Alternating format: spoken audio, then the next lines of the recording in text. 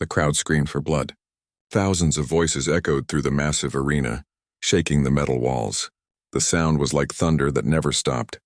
In the center of the fighting pit, a man stood alone. His body was covered in scars, old and new. His hair was long and dirty. He wore only torn pants. No shirt, no shoes, just bare skin marked by years of pain. They called him the Beast. 3 alien warriors circled him. They were tall, with thick purple skin and 4 arms each. They carried weapons that glowed with energy. The aliens looked confident. They had killed many fighters before. The Beast did not look confident. He looked empty. His eyes stared at nothing. He breathed slowly, waiting. A horn blasted. The fight began. The first alien charged. The Beast moved fast, faster than seemed possible. He ducked under the energy blade and grabbed the alien's arm. There was a sharp crack. The alien screamed. The Beast twisted and threw the warrior into the wall. The alien did not get up. The second and third aliens attacked together. They were smarter now, more careful, but it did not matter. The Beast fought like he was born for nothing else. He dodged, struck, broke bones. His movements were brutal and efficient. No wasted motion. No hesitation. In less than 2 minutes, all 3 aliens lay on the ground, dead or dying. The crowd roared louder. They loved it. They always did. High above the arena floor, in a luxury box with thick glass windows, Lord Commander Vecren watched. He was tall and proud, wearing a uniform covered in medals. His skin was deep red, his eyes golden. He smiled. Magnificent, Vecren said to the other Valkor nobles around him. Look at my pet. The last human in the entire galaxy, and he performs so well. The nobles laughed and raised their drinks. One of them, a female with silver markings on her face, leaned forward. Are you certain he is the last? We destroyed their world 15 years ago. Perhaps some escaped. Vecren's smile grew wider. We made sure.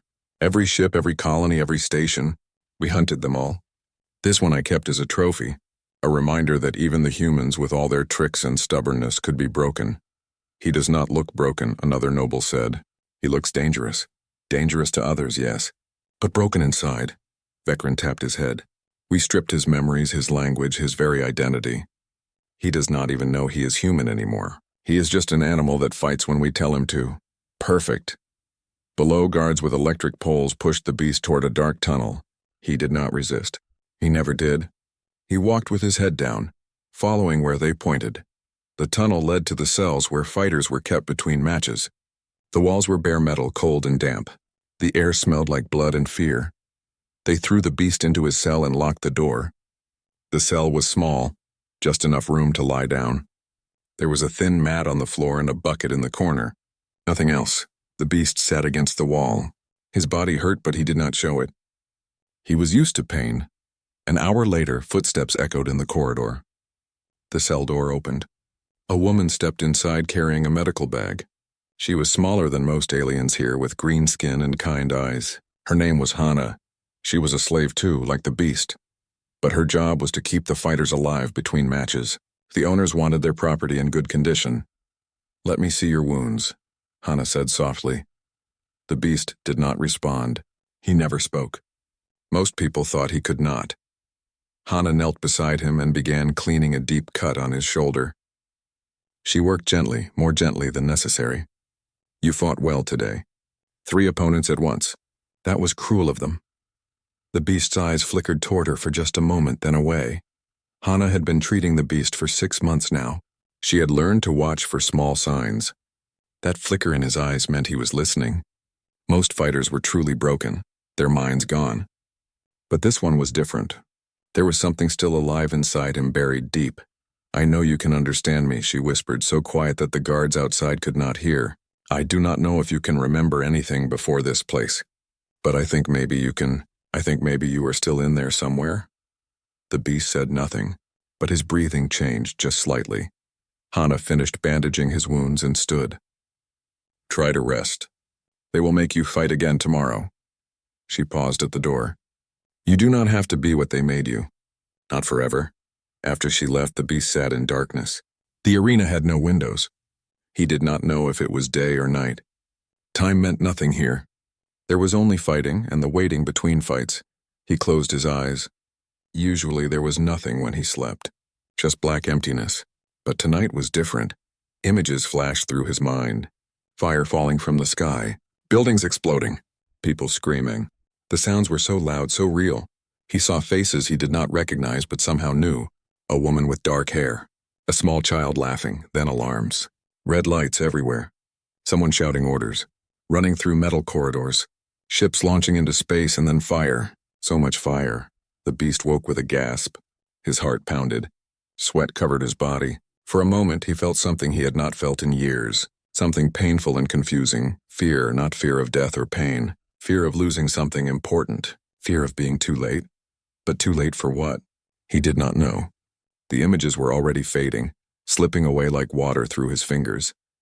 He pressed his hands against his head, trying to hold on to the memories. But they were gone. All that remained was a feeling.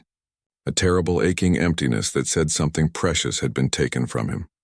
The beast sat in the dark, breathing hard. His hands shook and then, without meaning to, without understanding why, he spoke. His voice was rough from years of silence.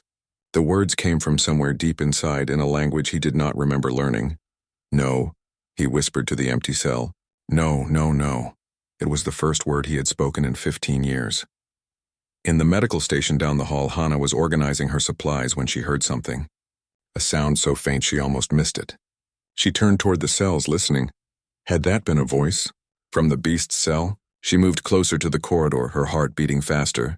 She had worked with broken fighters for years. She knew the signs of someone whose mind was completely gone, and she knew the signs of someone who was still fighting inside, still trying to hold on to themselves. The beast was not broken. Not completely. There was still someone in there. And if there was someone in there, maybe he could be reached. Maybe he could remember. Maybe he could be saved. Hana made a decision then. It was dangerous. If she was caught, she would be killed. But she had joined the resistance for a reason. She believed that every being deserved freedom. Every being deserved to remember their own name. She would help the beast remember. Whatever it took. The galaxy did not know it yet, but something had changed tonight. Something small but important. The weapon was beginning to remember it was once a man. 3 weeks passed. The beast fought 6 more times. He won every match. The crowds grew larger. People came from across the empire to watch the famous human fighter. But something was changing. Something small that most people did not notice. The beast was thinking. During fights, he began to see patterns. The way opponents moved, the weak points in their armor, the distance between himself and the exits. Information flooded his mind, arranging itself into useful knowledge. He did not understand why this was happening, but it felt natural, like remembering how to walk. Hana visited him every night after the fights. She cleaned his wounds and talked to him softly. She told him about the world outside the arena, about the rebellion that was growing in secret, about the hope that someday the empire would fall. The beast listened.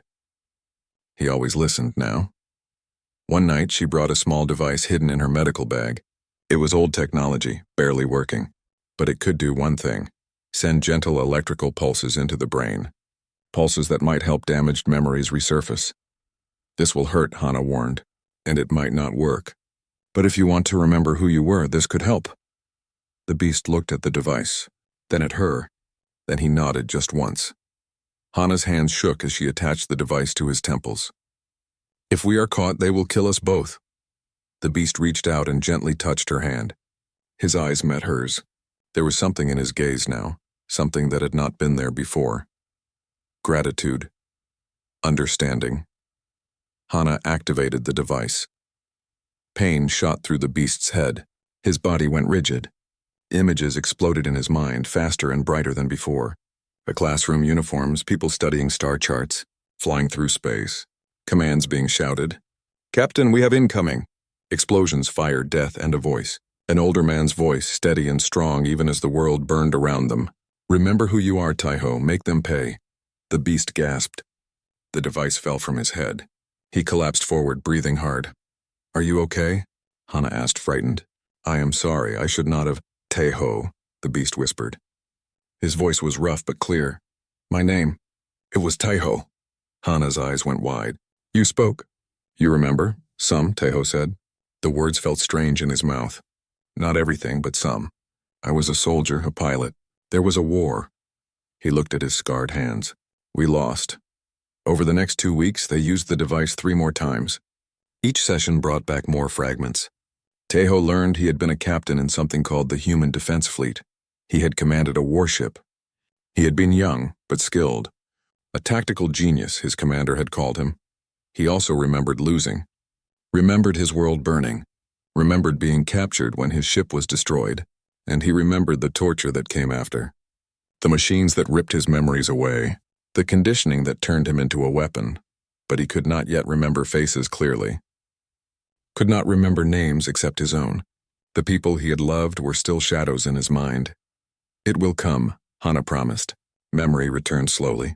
We must be patient. Meanwhile, others were noticing changes too. Arena Master Crix watched the beast's fights with growing unease. The human was not fighting like an animal anymore. He was fighting like a soldier. He fought smarter, more efficiently. He studied his opponents before striking. He controlled the battlefield. Crix had seen thousands of fighters over the years. He knew the difference between instinct and strategy. The beast was strategizing. Crix reported his concerns to Lord Commander Vecren. The human is changing. I recommend additional conditioning, or retirement. Retirement meant execution. Fighters who became unpredictable were dangerous. But Vecren laughed. You worry too much, Crix. The human is simply adapting to survive. It makes him more entertaining. The crowds love him more than ever. My lord, I really think enough. Vecren's voice went cold. I know Broken better than anyone. I broke him myself. He is mine. He will stay mine. Now leave. Crix left, but his worry remained. He had survived in this business by trusting his instincts. And his instincts screamed that something was very wrong. 2 days later, Vecren announced a special event. A battle royale. 15 of the arena's best fighters against the beast. The greatest spectacle in years. When Tejo heard the news, something sparked in his eyes. Hana saw it and felt afraid. 15 opponents. They want to kill you. No, Tejo said quietly. They want to test me. Vecren suspects something. This is his way of checking if I am still broken. He flexed his hands. I need to show him I am. Until I am ready. Ready for what? Tejo's expression hardened. To make them pay. The day of the battle royale arrived. The arena was packed with more people than Tejo had ever seen. Every seat filled. Every luxury box occupied by Valcor nobles drinking and laughing. Tejo walked onto the arena floor. 15 fighters waited. Some were huge, twice his size. Others were fast and deadly. All were experienced killers. The crowd roared. They expected blood. They expected the beast to die finally or to win through savage brutality. They got something else entirely. The horn blasted. The fighters charged. Tejo's mind shifted into something he did not fully understand yet. Information flooded his awareness, distances, angles, threat levels, terrain advantages. It was like seeing the battlefield from above and inside it at the same time. He moved, not with animal rage but with calculated precision. He let 3 fighters rush past him, then attacked the ones behind. He used their own momentum against them. He positioned himself so enemies blocked each other's attacks. He controlled where they moved, forcing them into kill zones. It was not a fight. It was a tactical operation. One by one the fighters fell. Tejo took hits but never critical ones. He made every strike count. He wasted no energy. No motion was random. The crowd went quiet. This was not the beast they knew. This was something else. Something terrifying. In his luxury box, Vecren leaned forward. His smile was gone. He watched the human move with growing unease. That is not instinct, one noble whispered. That is training. The last 3 fighters attacked together, desperate. Tejo ducked, rolled, struck. His movements were fluid like water, deadly like lightning. In 30 seconds it was over. Tejo stood alone in the center of the arena. 15 bodies lay around him. He was breathing hard, bleeding from several wounds, but he stood straight. And then he did something he had never done before. He looked up at Vecren's box, looked directly at the Lord Commander. Their eyes met across the distance. In that moment, Vecren saw something that made his blood run cold. Intelligence, awareness, and something far worse. Recognition. The beast knew who Vecren was, knew what he had done. The crowd erupted in confused cheering. They did not understand what had just happened. But Vecren did. His pet was waking up. That night in his cell, Tejo sat in the darkness. His body hurt. His mind raced. But for the first time in 15 years, he felt something other than emptiness. He felt purpose. "My name is Tejo," he whispered to himself. "I was a captain. I had people who counted on me. I failed them. But I will not fail again." The weapon was remembering it was a soldier, and soldiers did not just fight. They planned.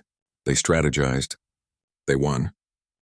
The memories came like a flood after that night. Each day brought more pieces of Tejo's past back to him.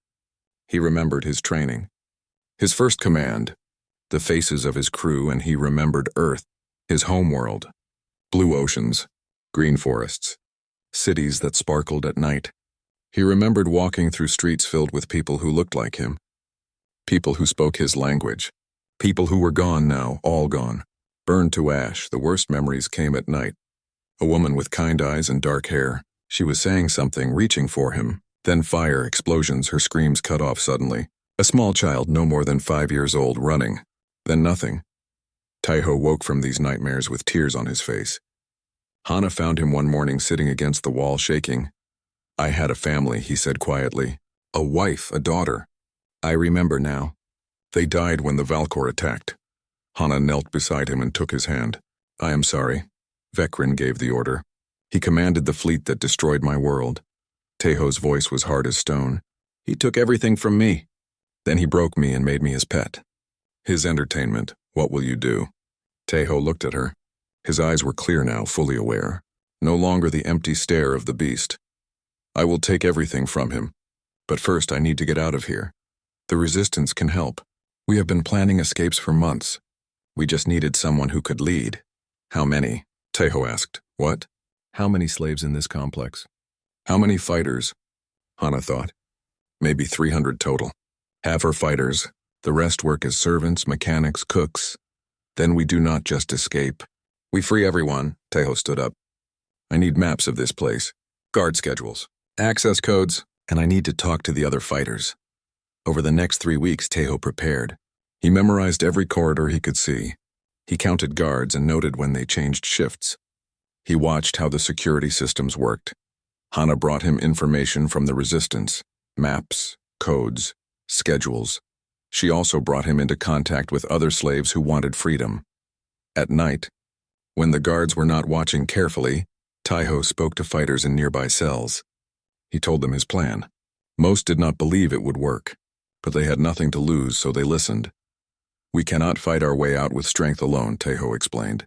"There are too many guards, too many weapons, but we have advantages. We know this place better than they think. We are underestimated, and we will have surprise."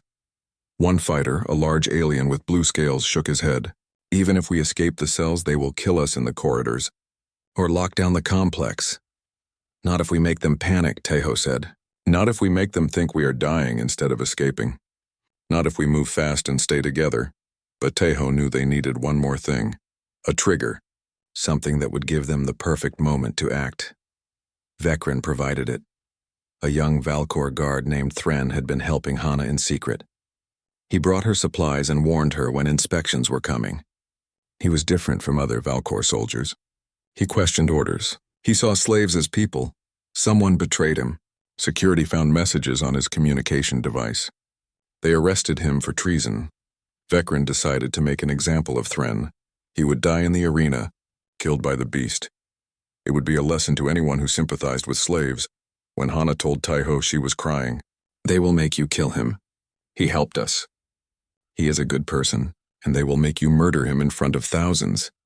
Tejo was quiet for a long moment. Then he smiled. It was not a kind smile.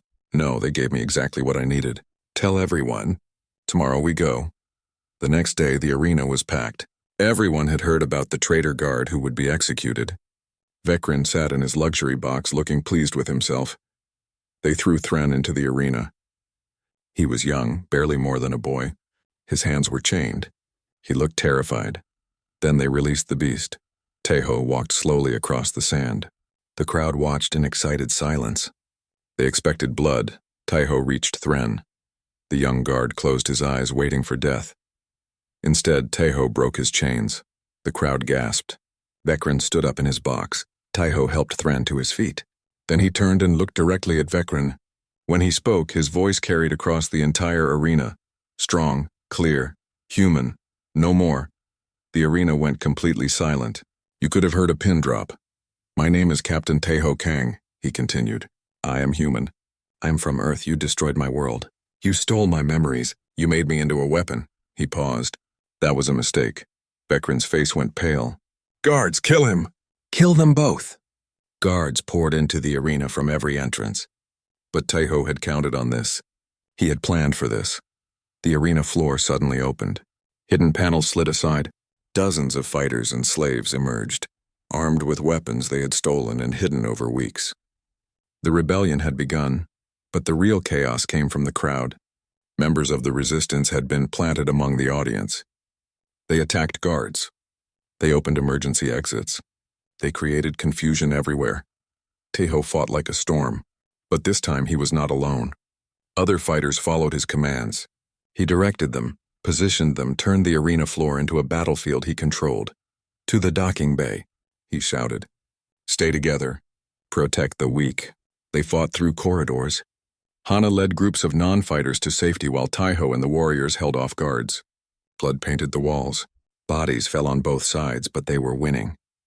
Against all odds, they were winning. Taiho's tactical mind saw everything. He knew where to push, when to retreat, how to use terrain. He turned his people into a military unit in the middle of battle. They reached the docking bay. Ships sat waiting, small transport vessels. Taiho grabbed the largest one. Everyone on board. Now, he ordered. Fighters, hold the entrance until everyone is loaded. More guards arrived. Heavy weapons. Armored troops. This was the critical moment. They either got everyone on the ship or died here. Taiho ran to the ship's control panel. His hands moved across the buttons like he had done this yesterday. Muscle memory from his old life. The engines roared to life. Last group, fall back, he commanded. The fighters ran for the ship. Guards poured fire after them. Some fell, others made it. Taiho provided covering fire from the ship's entrance gun. Thran was the last one running. A blast hit near him. He stumbled. Taiho jumped down and grabbed him, dragging him toward the ship. Energy bolts burned the air around them. One hit Taiho's shoulder. He kept moving. They reached the ramp. Hands pulled them inside. Close the door. Go, go, go, Taiho shouted. The ship lifted off. Guards fired everything they had, but the transport's shields held. They burst through the docking bay doors and into open space. Alarms blared. Defense platforms targeted them. But Taiho flew like a man possessed. He dodged, weaved, predicted firing patterns. Years of tactical knowledge flooded back. They broke through the orbital defenses, jumped to hyperspace, escaped. In the cargo hold, 300 freed slaves sat in shocked silence. They had done the impossible. They had escaped the arena, escaped the Empire. Hana found Taiho in the cockpit. He was still flying, making sure they were truly safe. Blood ran down his arm from the wound in his shoulder. Let me treat that, she said softly. Taiho nodded. As she cleaned and bandaged the wound, he stared at the stars rushing past. This is just the beginning. Vecren will hunt us. The Empire will not forget this. Then what do we do? Taiho's jaw tightened. We remind the galaxy what happens when you leave one human alive. We teach them that some things should not be forgotten. Behind them, on the throne world, Vecren stood in the ruined arena. His pet was gone. His arena was destroyed. And for the first time in his long military career, he felt something he had made countless others feel. Fear. News of the escape spread across the galaxy like wildfire. A human alive. A human who defied the Valkor Empire and won. For the oppressed species throughout the stars, it became a symbol of hope. For the Empire, it became an embarrassment. Vecren sent hunters, bounty hunters, assassins, entire military patrols, all with one mission: find the human and kill him. None returned. Taiho and his followers found refuge in the outer systems, places where the Empire's control was weaker. They joined with scattered resistance cells, groups of rebels who had been fighting small, hopeless battles for years. These rebels had courage but no direction. They knew how to hide and how to die, but not how to win. Taiho changed that.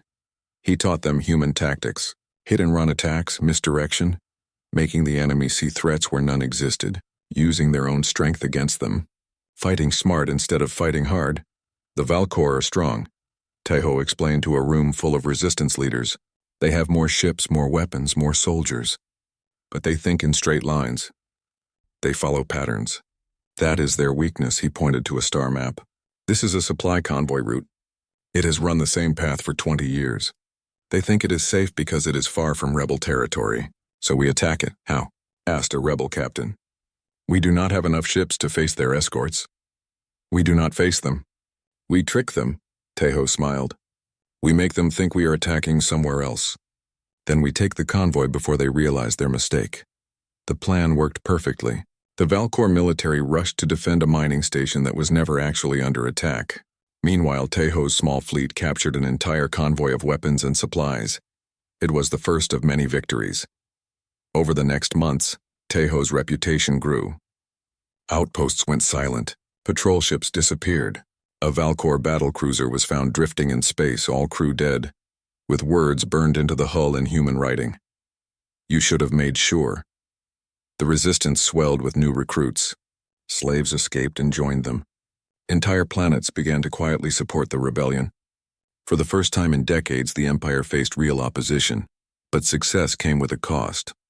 With each victory, Taeho's rage grew darker. Every dead Valkor soldier reminded him of what they had done to Earth, to his family. To him, Hana noticed the change. She saw how Taeho's eyes grew colder after battles, how his tactics became more brutal. He was winning, but he was losing something else.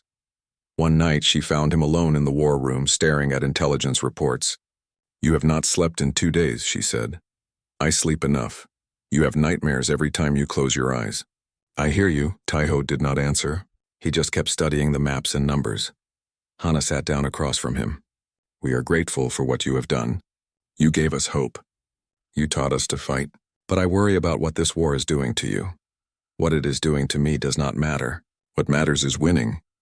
It matters to me, Hana said quietly. You are not just a weapon anymore, Taeho. You are our leader. Our friend. Do not let them turn you back into the beast. Taeho finally looked at her. They took everything from me. Everything I loved. How am I supposed to forgive that? I am not asking you to forgive. I am asking you not to become like them. Before Taeho could respond, alarms blared. A junior officer ran into the room. Sir, intelligence has located a major Valkor station. It houses regional military command and control. If we destroy it, we cripple their operations in 3 sectors. Taeho stood immediately. Show me. They gathered around the tactical display. The station was massive, heavily defended. But the intelligence was good. They had access codes, patrol schedules, weak points in the shields. We can hit it, Taeho said. Strike team goes in while the main fleet creates a diversion. Plant explosives in the reactor core. Get out before it blows. There is one problem, the intelligence officer said nervously. The station also houses civilian quarters. Families of the military personnel, thousands of them. The room went quiet. Everyone looked at Taeho. If we destroy the reactor, another officer said carefully, everyone on that station dies. Military and civilian, Taeho stared at the tactical display. His mind calculated the strategic value. Destroying this station would save countless lives in the long run. It would shorten the war. It would hurt veterans' ability to hunt them. All it would cost was killing families. Children. Innocent people who had done nothing wrong except be born Valkor. Just like his family had been innocent. Just like his daughter had done nothing wrong except be born human.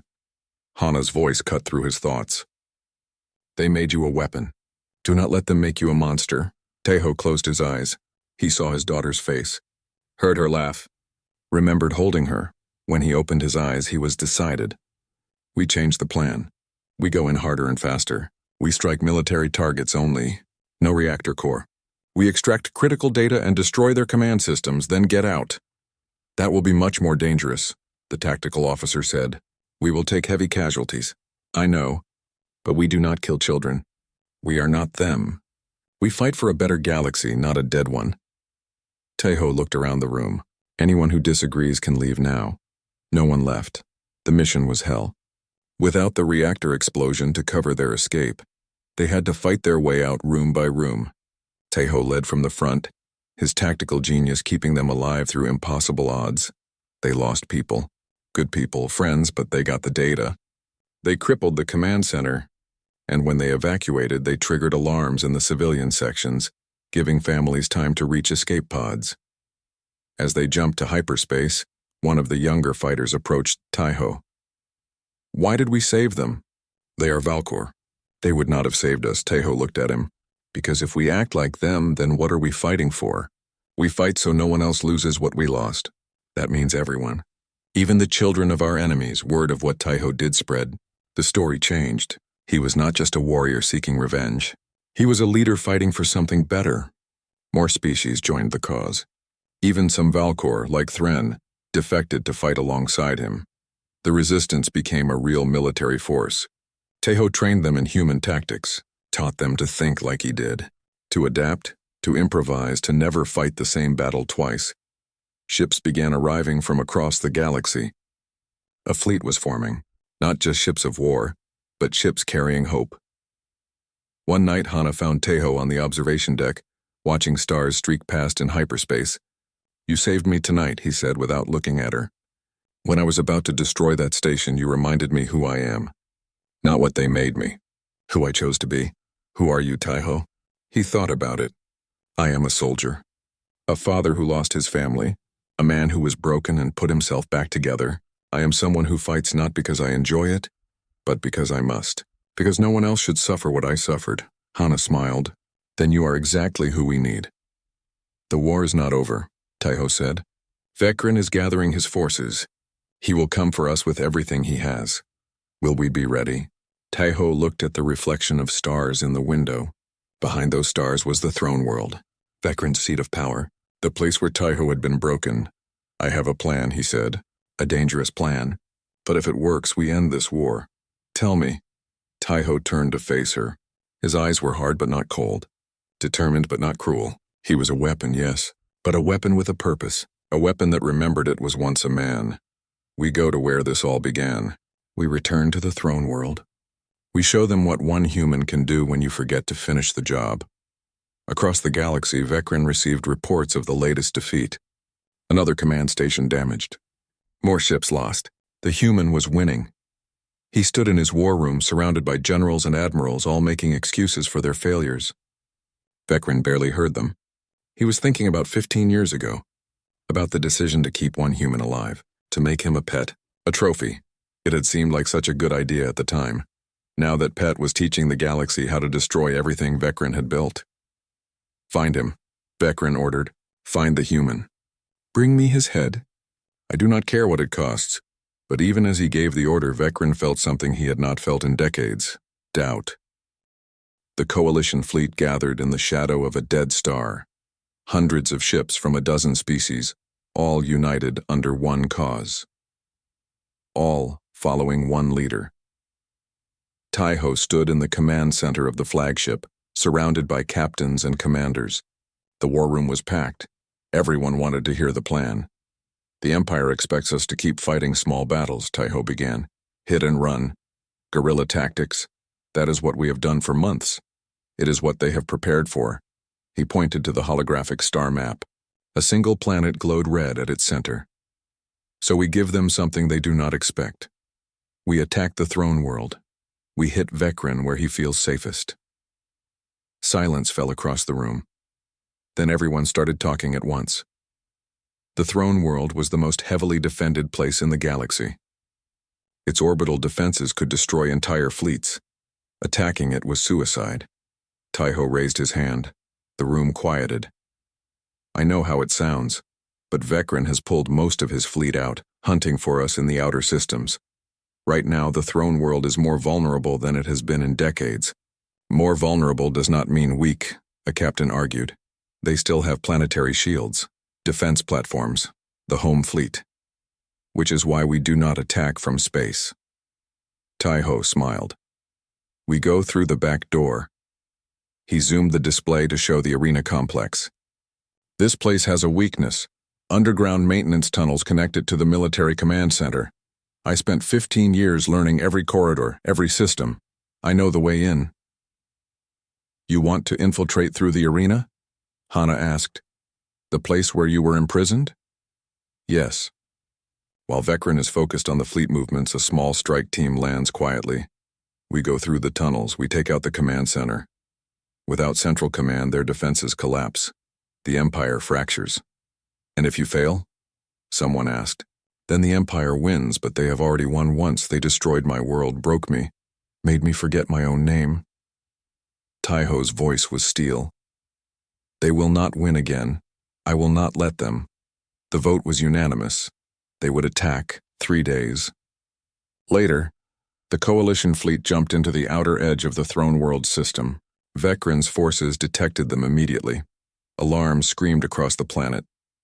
The home fleet scrambled to intercept. But the Coalition split into 3 groups, each moving in different directions. The Valkor fleet divided to chase them. It was chaos, exactly as Taiho had planned.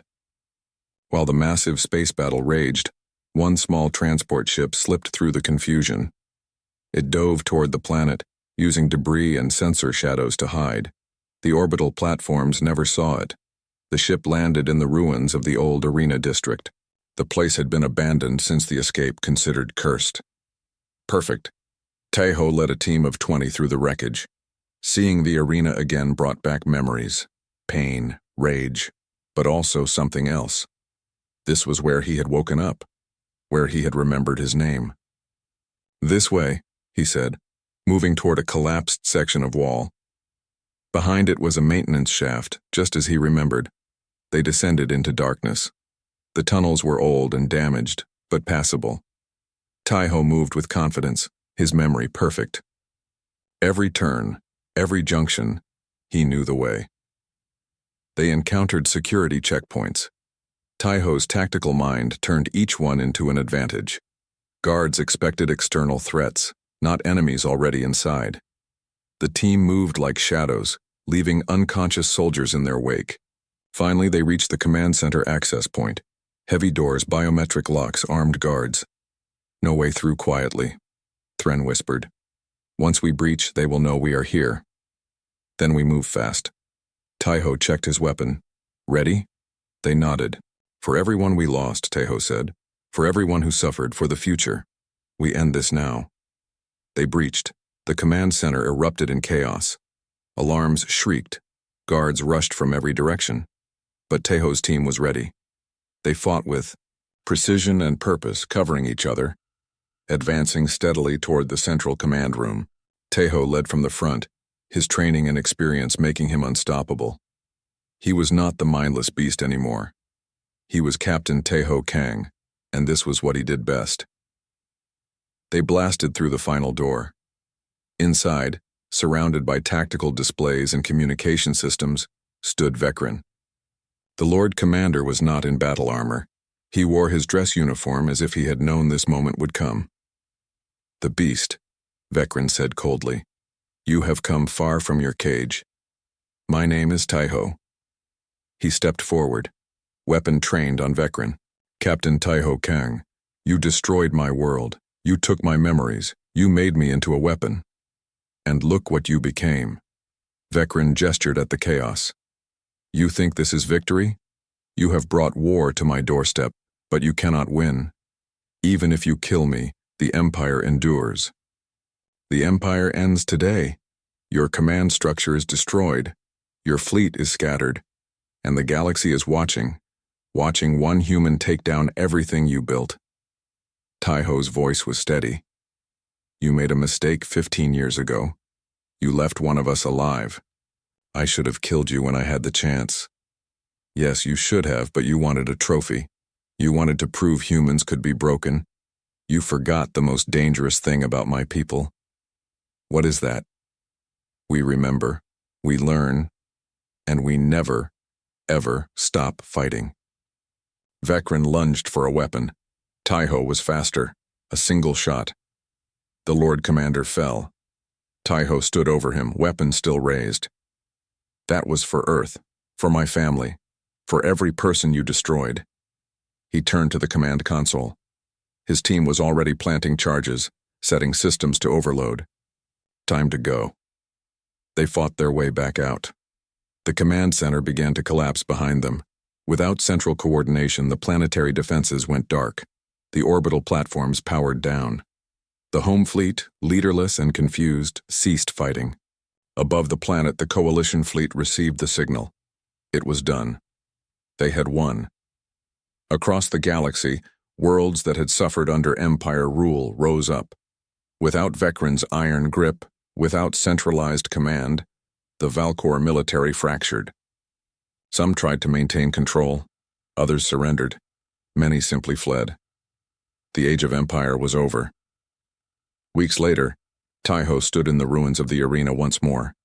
It was being converted into a memorial, a place to remember all who had suffered under tyranny. Hana found him there, staring at the spot where his cell had been. "How do you feel?" she asked. "Tired," Taiho admitted. "The war is over, but I do not feel victorious. Too many died, too much was lost. But there is hope now. The galaxy is rebuilding. Species are working together. That is because of you. I just wanted revenge at first. I wanted them to hurt like they hurt me. But you chose something better. You chose to fight for everyone's freedom, not just your vengeance." Hana smiled. "That is what made you a leader instead of just a weapon." Taiho looked up at the sky. Somewhere out there, other survivors of humanity might still exist. Lost colony ships, hidden settlements. Perhaps he was not the last human after all. The galaxy was vast. There was still hope. "What will you do now?" Hana asked. "Help rebuild. Make sure what happened to Earth never happens again to anyone." He turned to face her. "The coalition needs guidance. They want to create something new, not just replace the Empire with another empire. Will you lead them?" "Not alone. That is how tyranny starts. We lead together. All species, all voices. A true coalition." He smiled slightly. "My commander once told me that leaders serve, they do not rule. I think I finally understand what he meant." They walked out of the arena together, leaving the darkness behind. Outside, the city was already rebuilding. People of different species worked side by side. Children played in streets that had once known only fear. A young alien child, no more than 6, ran up to Taiho. She looked up at him with wide eyes. "Are you really the human? The one who freed us?" Taiho knelt down to her level. "I am a human, yes. But I did not free anyone alone. Many people fought. Many people died, so we could be free." "What is your name?" the child asked. "My name is Taiho. What is yours?" The child smiled brightly and told him her name.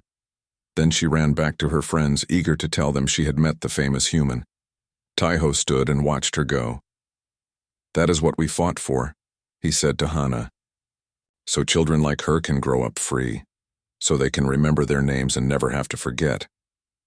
"And humanity's legacy?" Hana asked. "What will the galaxy remember about your people?" Taiho thought about his world, lost but not forgotten, about his family, gone but always in his heart, about 15 years as a weapon, and the long road back to being human.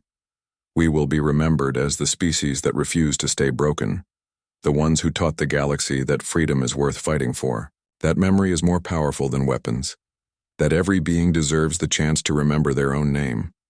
He looked at the setting sun, painting the sky in colors that reminded him of Earth. The pain would never fully leave.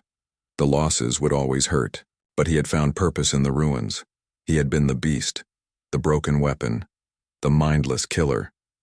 But he had remembered his name, and in remembering, he had become something the Empire never expected, something they could never defeat. He had become hope.